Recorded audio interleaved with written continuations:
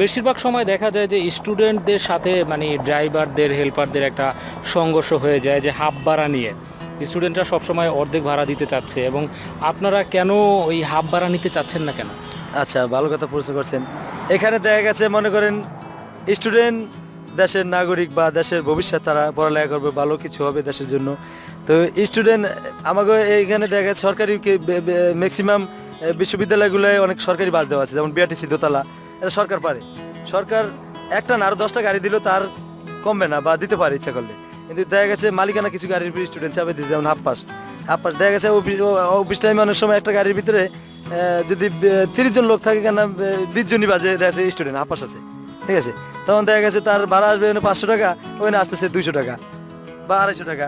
এই যে কম ভাড়াটার কারণে মূলত আপনাদের ভাড়া ব্যয় করতে পারতেছে না। আবার এই ক্ষেত্রে আমি ধরছি অনেক, ঠিক আছে।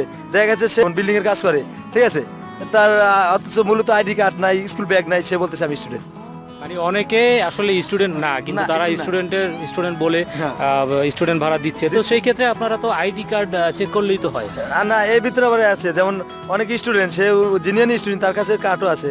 যেমন স্টাফ বলে যে মামা হাফাস আছে বা আইডি আছে সাথে, আইডি দেখাইতে হবে, দেখছে ভয় আর দিতে পারে, রিপ্লাই করেন এই কথাটা, ঠিক আছে। তো স্টুডেন্টদের কাছে আমার একটাই অনুরোধ থাকবে, আপনারা যারা যখন বাসে উঠবেন আপনারা অবশ্যই আপনাদের আইডি কার্ডটা শো করবেন, কারণ যারা হেল্পার ড্রাইভার তারা কিন্তু একটা প্রেশারে থাকে, তাদের একটা মোটা অঙ্কের টাকা প্রত্যেক দিন মালিক পক্ষকে দিতে হয়। স্টুডেন্টের নামে ধান্দামি করছে বা ধান্দামি করতে চায়, বাস কর্তৃপক্ষকে ঠকাতে চায়, তারা যেন ধরা পড়ে এবং তাদেরকে সাথে সাথে অ্যাকশন নিতে হবে। আপনারা অবশ্যই কার্ড শো করবেন এবং আপনাদের ন্যায্য ভাড়াটাই আপনারা দিবেন।